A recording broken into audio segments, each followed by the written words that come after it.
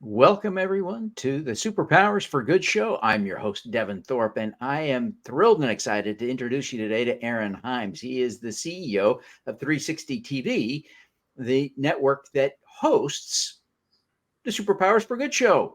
This is great. We're excited to have him on the show. He's an amazing human being. Uh, Help me welcome Aaron Heimes. Heimes. Did I say it wrong again?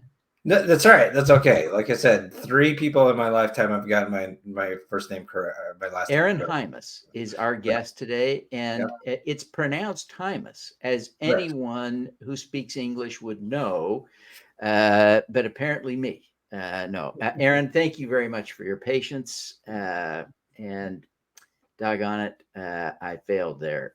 But we're excited to have you on the show. We're excited about what you're doing, and I'm excited. Thank you for including me now on E360 TV. It's an honor to be on the network. Tell us a little bit about E360 TV and how you have built this incredible asset. E360 TV was well, we've been around for 6 years now, which in this industry OTT, which is over the top television, it makes us ancient.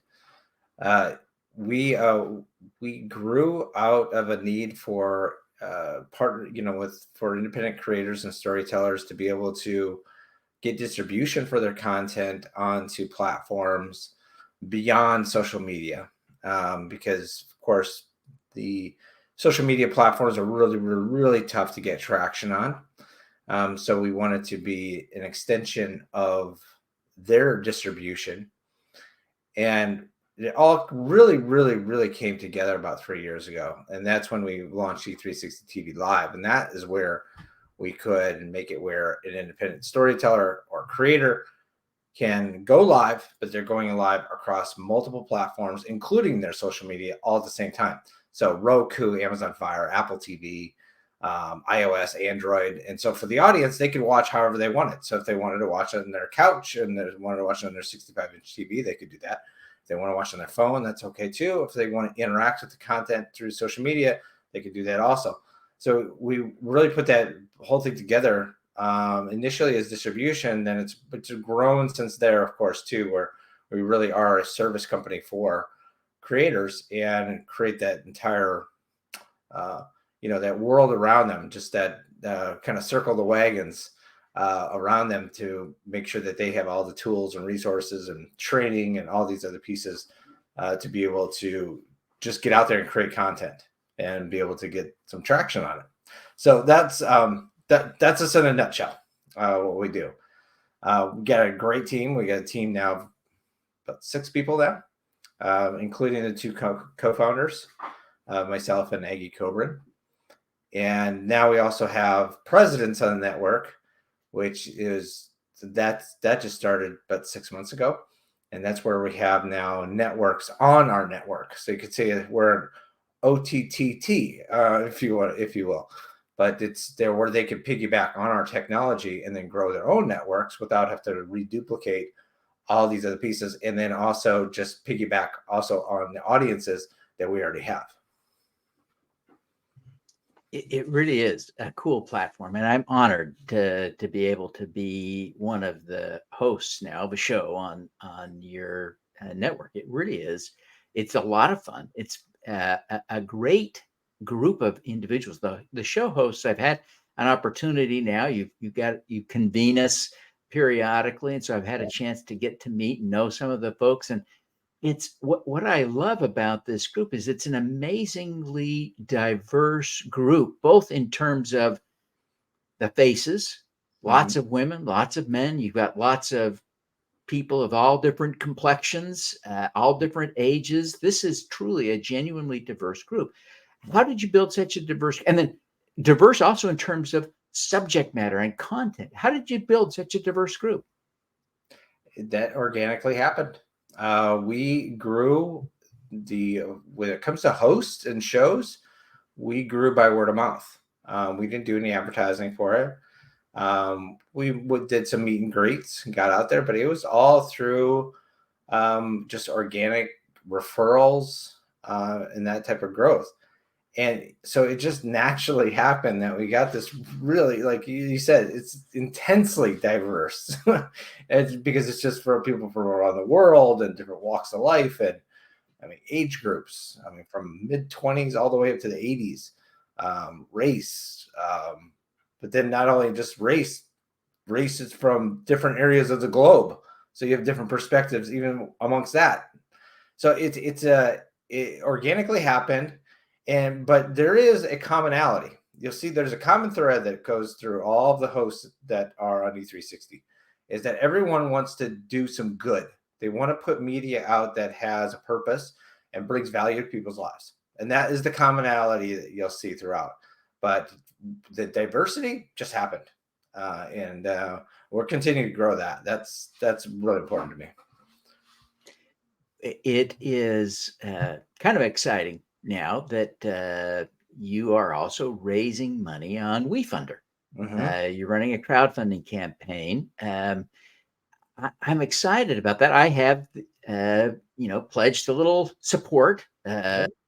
Sorry, it's not much, but I'm honored to be able to participate now as a little owner in E360tv. But tell us a little bit about the campaign. Well, that, first of all, using Wefunder, we looked at we knew we needed to raise some cash because we had some big ticket items that we needed to do. And so we looked at, loans, we looked at institutional funding and stuff. And for this first round, it made sense that we were built by a community, that we do this as a community. So we settled on the Wefunder site. We looked at all the pros and cons of the different ones. We looked at that, and then we went into planning mode. We planned for 3 months prior to the launch. Everything from, all the assets that were involved, videos, things that we could use for on our email list, you name it. I mean, it was just a ton of planning with the team to get ready for it, because we wanted to make it where when it went, that there was immediate motion, and to show that, that swoop. And luckily that's exactly what happened. Week we were at 1 week we were at 54 grand.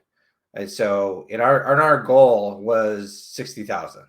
So it's not huge. We're not doing a huge raise. We can't justify a $20 million valuation or, these crazy valuations that you see out here. This is a very in the trenches, real type of thing. We knew what we wanted and what our budgets were going to be. And so we reversed. And then that's when we came up with our numbers of what we were going to raise. But it was very, very specific that we wanted to do this for the next chapter, and nothing more, nothing less. Yeah, it is one of the things that I find appealing, and I'll maybe stay out of the weeds of the details, but the valuation is reasonable, and so that appealed to me as an investor. But it really is, I think, a brilliant strategy to leverage the community you're building, because the very nature of your platform, right? You've got hundreds of show hosts now, hundreds. And you have, of course, an audience that they reach that now would be into the hundreds of thousands, if not beyond that. And so it's a very exciting thing to be able to think about bringing that community together to coalesce around ownership in the platform. Yeah. As you talked a little bit about how you came to this. You evaluated Wefunder and all these, and you looked at other institutional options, but crowdfunding is not a first option for a lot of people. Tell us a little bit more about where you got the idea and how you came up with this. Well, we weren't okay. So when you go to like traditional funding like this, a lot of people that we came across too were like, look, we don't do anything below $1 million. But our thing is like, we're not going to give away 50% of the company. And if we, kind of just throw this valuation that's way, way up there, now you got to get into that whole conversation of like, well, who do you think you are putting your valuation like this? And you have to justify it. And so being a smaller amount, being that we had a community, man, is just totally made sense. Excuse me, just totally made sense. It made sense that the way we did it, and it was kind of like looking at all the hypotheses and possibilities. How should we do this? And it just fit. And I think that is, with the crowdfunding, I think it's tougher because if you don't have a community, and you're just rallying friends and family and such, that can be a much tougher hill to climb. You have to have some sort of community, whether it's on social media, buyers, something. You have to have something that people can reach out to. So I think it's a tougher pill. Maybe, I don't know. We didn't make the rounds on the other side. That could be just as tough. But for us, it checked all the boxes. That's what it did. Yeah. Well, I am just thrilled to have you on the show today, and grateful that you would make time to be a guest today. So we're excited to have you, and I appreciate your in the middle of this crowdfunding campaign. We love to talk about crowdfunding on this show, and grateful to have a crowdfunder on here who's being so successful and open with us. We're grateful for that. We're going to take a quick pause now to listen to a little message or two. But when we come back, we're going to talk to Aaron Heimes, our guest, who is the CEO and president of e360tv, the network that hosts my show. And we're going to be right back to talk to him about his superpower. So stick around. You don't want to miss this. Don't miss the opportunity to hear from crowdfunding luminary Sherwood Neese of Crowdfund Capital Advisors at the next Super Crowd Hour webinar on October 18th at 1 Eastern. Woody will share the implications of reaching the $2 billion funding milestone in the regulation crowdfunding market. Register today at thesupercrowd.com. Want to learn from the world's great changemakers? Find your superpower. Subscribe to the Superpowers for Good newsletter at superpowersforgood.com. Make your strengths into superpowers that will change the world. Join the super crowd today. Superpowers4good.com. Hi, I'm Julianne Meyer, the host of Own Your Wellness, and you can watch my show on Mondays and Thursdays from 4 to 5 p.m. Pacific on Achieve TV right here on e360tv. Remember, there's more to health and wellness than broccoli and burpees.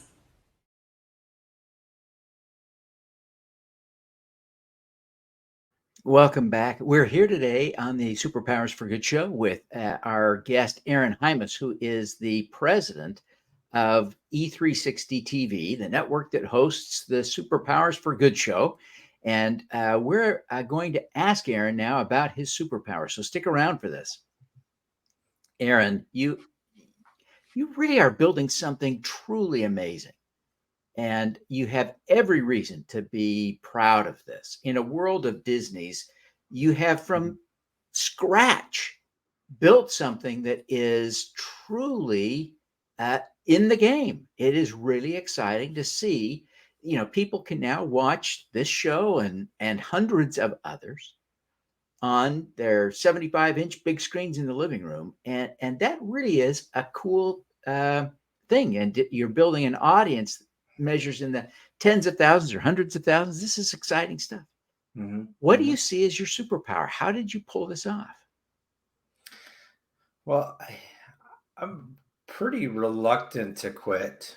I know it's such a cliche, but you get as an entrepreneur, you get to the point where you realize you know nothing, and the other is that that every challenge is an opportunity.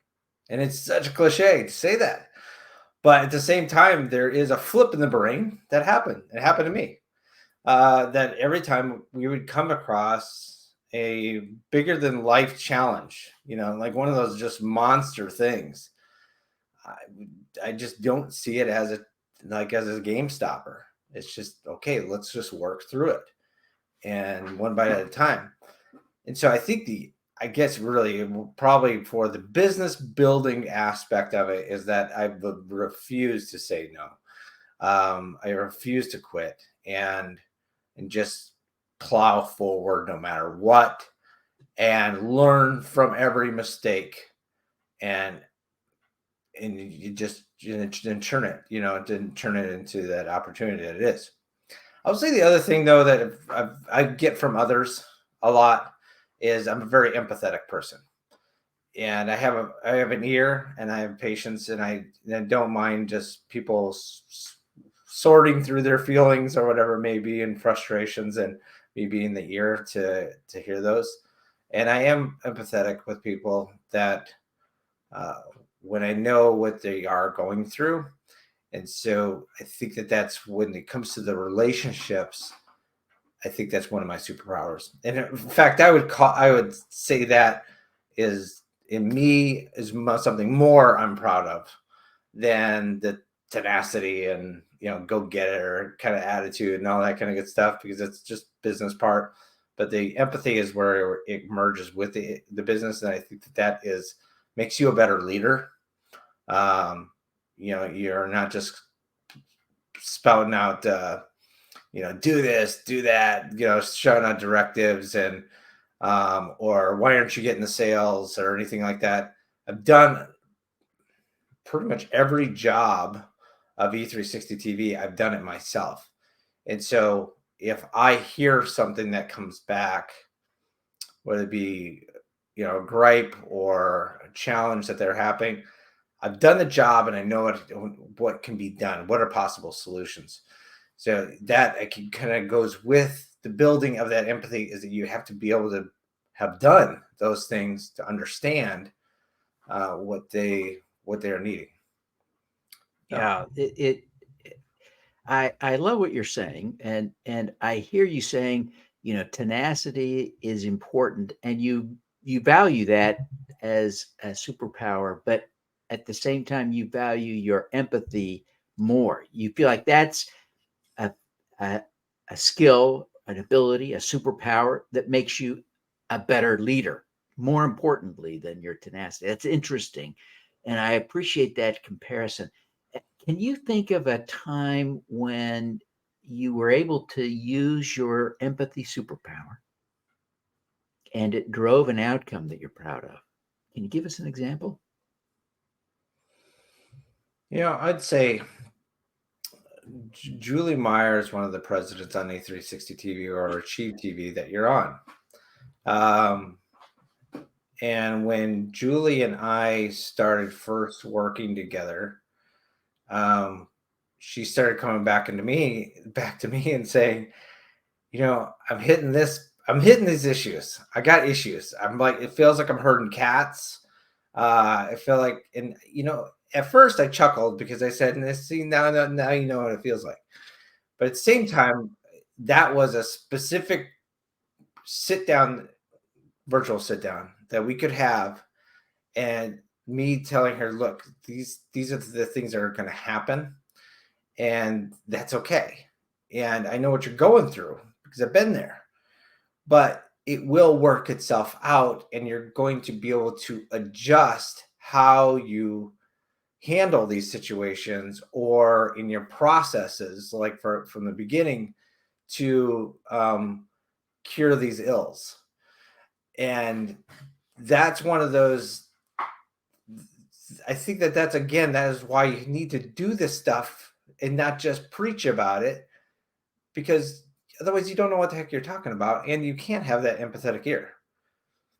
So that's one instance that that really resulted then in a magnification of her skills. And now she's, I'd say, close to number one president that we had on E360.